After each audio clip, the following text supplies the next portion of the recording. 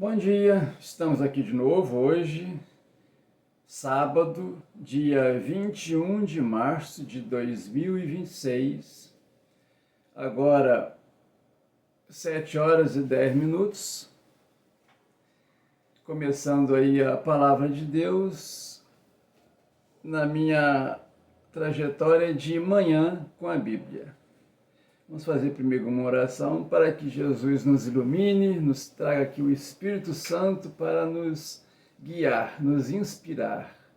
Ó Deus, nós pedimos, ó Deus, em nome de Jesus, que nos dê, ó Deus, entendimento da sua palavra, ó Deus, que dê quebrantamento para que possamos obedecê-la. Em nome de Jesus, ó Deus, nós te pedimos uma bênção para todas as pessoas que ouvirem esta palavra, a entenderem, ó Deus, e passar, ó Deus, em nome de Jesus, a seguir o teu caminho, o caminho que Jesus nos determinou que fôssemos, vivêssemos aqui nesta terra. Nós te pedimos, ó Deus, em nome de Jesus, mais uma vez, nos dê discernimento para entender bem a sua palavra, que nós te pedimos, em nome de Jesus. Amém. Bom, começando aqui, hoje vou falar sobre o início e o crescimento da Igreja de Cristo. Porque que Jesus veio à Terra para nos salvar, veio para os seus em primeiro lugar, veio para os judeus, que eram o teu povo. E assim como nós podemos começar no livro de Atos, no capítulo 1, quando Jesus, depois de ter falecido e ter ressuscitado, ficou aqui na terra por 40 dias entre os apóstolos, pregando o evangelho do reino. Então, se você vê no capítulo 1 de Atos, que é o livro que nós vamos dar ênfase hoje, que é o início e o crescimento da igreja cristã, você pode ver lá no versículo 11, 10 e 11, quando Jesus sobe as nuvens e os apóstolos todos ali reunidos, os 11, porque Judas não estava mais entre eles, já tinha se suicidado depois da traição, e estavam só os 11. E esses 11 estavam ali com Jesus quando Jesus subiu. No momento em que Jesus sobe e entra pelas nuvens, 2 varões vestidos de branco aparecem entre eles e falam o seguinte: Galileus. Por que Galileus? Porque normalmente seriam lá da Galileia, lá de Nazaré e regiões ali adjacentes de Nazaré, na Galileia, que ele escolheu os apóstolos. Porque lá que Jesus viveu, lá que ele conheceu todos, dentro do povo judeu ali, por onde ele veio. Então ele escolheu todos eles. E esses 2 varões vestidos de branco disse: esse mesmo Jesus que viste subir, vai descer da mesma forma com que subiu. Então, é a volta de Jesus que nós estamos esperando. E por tudo que está acontecendo no mundo, a gente pode perceber que não está muito longe disso, não. Não está muito longe, não, porque tudo que está previsto, capítulo 24 de Mateus, capítulo 21 de Lucas, acho que capítulo 13 de Marcos também fala. E tudo isso, voltando aqui no Evangelho de Mateus, no capítulo 24, no versículo 14, diz o seguinte: todas essas coisas vão acontecer. E, por último, o evangelho do reino vai ser divulgado em toda a terra. E isso acontecendo será o fim. Só falta isso. O evangelho do reino em todo o mundo. Falta alguns países se converterem, ouvirem a palavra de Deus para chegar ao fim. E isso não está longe.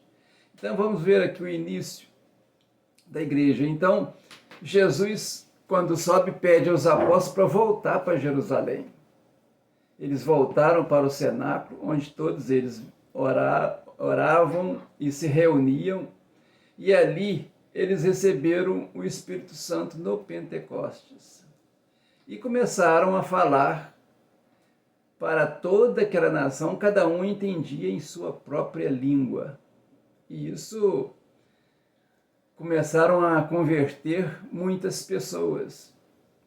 E como vocês podem ver, Pedro começa no livro de Atos, a figura central do livro de Atos até o capítulo 12 foi Pedro. E Pedro, no seu primeiro discurso, converte 3.000 pessoas. Depois, lá com Ananias, no discurso deles, no capítulo 5, já convertem 5.000, e assim vão grandes pessoas.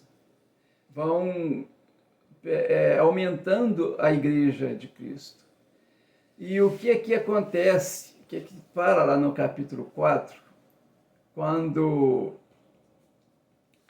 no capítulo 4 de Atos, fala de Ananias e Safira, porque os apóstolos, todas as pessoas vendiam seus bens, suas herdades, e depositavam nos pés dos apóstolos, para ser dividido entre todos de acordo com a necessidade de cada um.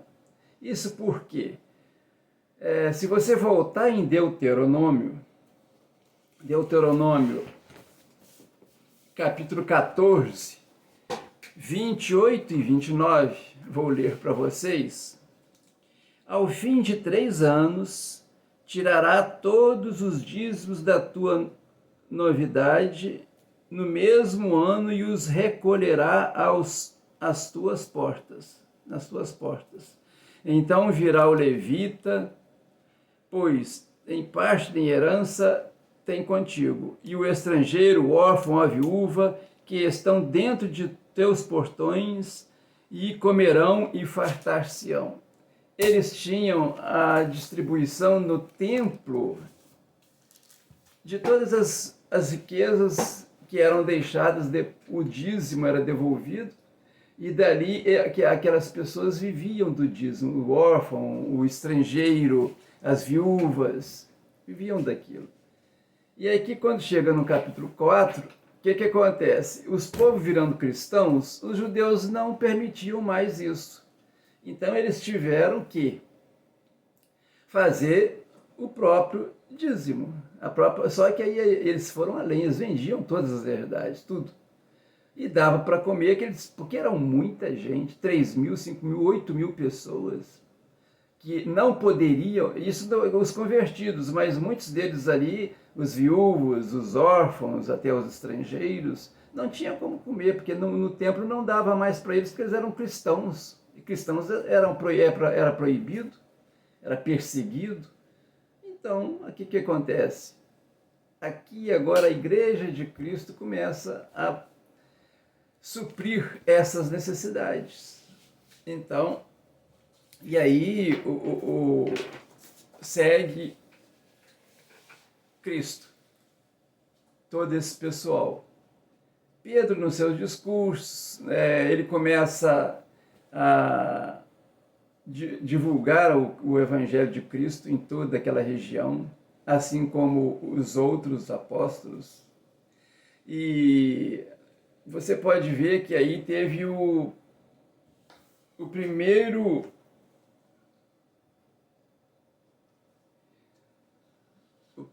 que foi sacrificado, o primeiro mártir, né? Estevão, o primeiro mártir. Ele, no capítulo 5 até o 7, ele faz todo o discurso para os judeus, antes da morte dele, antes de ser apedrejado, morreu apedrejado. Então, ali ele faz o discurso para eles, mas eles não o aceitam. Ele fala toda a verdade do povo judeu, toda a vida do judeu, tudo que Deus tinha feito para eles. mas inveja, ciúme, porque a religiosidade deles não permitia os cristãos viverem. Então, começou aí. E depois da morte dele,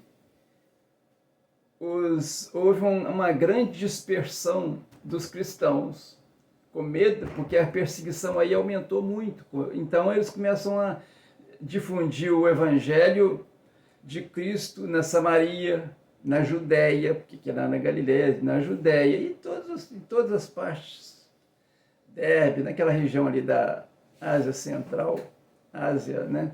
Ásia Menor, onde aí, a partir do capítulo 13, Paulo, no 12, entre o 10 e o 12, Paulo é convertido, um grande perseguidor dos cristãos, ele é convertido no caminho de Damasco e começa, pelo contrário, a pregar a palavra de Deus. E aí ele foi perseguido muitas vezes por Paulo no início, porque eles não aceitavam que ele estava pregando Jesus, se ele era o perseguidor, principalmente até pelos cristãos, aí ele foi perseguido. Mas conseguiu. E passou a pregar o evangelho, foi o maior apóstolo da nossa era, né, de Jesus para cá. Não teve outro. Foi o maior, foi o que mais defendiu, abriu igrejas e difundiu a igreja por todo o mundo. E a igreja, nesta época muito perseguida, começou a crescer no mundo todo. Então, os cristãos começaram a ser muito difundido, crescido, mesmo com a perseguição. E começa aí a Igreja de Cristo, que ele fundou, que Jesus fundou. Lá em Mateus 16, 18, nomeando Pedro. Pedro, tu és pedra, e sobre esta pedra edificarei minha igreja. Por quê? Porque os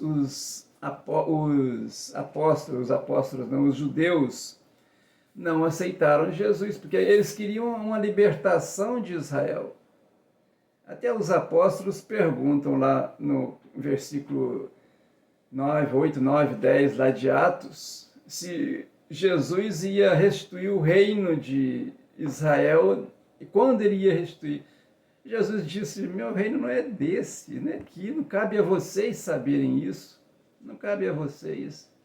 Meu reino não é esse, não é a libertação do povo em si, é a libertação para a salvação, é espiritual, é diferente.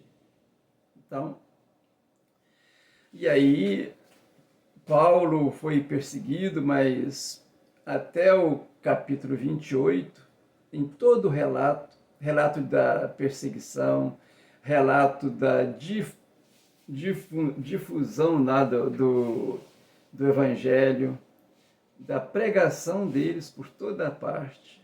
Isso foi celebrado e nós estamos aqui hoje com uma Igreja de Cristo viva, graças a esse princípio, aos mártires da nossa igreja iniciais.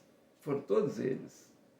O último foi o apóstolo João, que depois de ser jogado num caldeirão de água quente, não morreu. Deus não o deixou morrer por aquilo. Ele entrou e saiu da mesma forma que entrou, dentro do caldeirão de água quente, óleo quente. E aí expulsaram ele para a ilha de Patmos. Lá ele termina de escrever o Novo Testamento, com o livro de Apocalipse. Vou terminar por aqui. Dei uma palhinha sobre o início e o crescimento da igreja, que a igreja, infelizmente, tem muita, como é guiada por pessoas, existem pessoas que fazem coisas erradas. A corrupção, infelizmente, acontece em muitas delas. Eu vou tentar falar amanhã sobre exatamente isso, a corrupção. O que contaminou a igreja e contaminou todo o nosso reino, nosso povo. Que contamina. A corrupção é um câncer que mata a sociedade de dentro para fora, infelizmente. E o amor é o que combate isso. Eu pretendo falar sobre isso amanhã, vou estudar hoje sobre isso e amanhã falar para vocês. Que Deus abençoe a todos, dê um bom sábado para todos vocês, que sejam felizes com Cristo, que a paz de Cristo reina em todos nós. Que Deus abençoe o nosso país, os nossos governantes, para que possamos ser felizes. Isso tudo nós pedimos em nome de Jesus. Amém.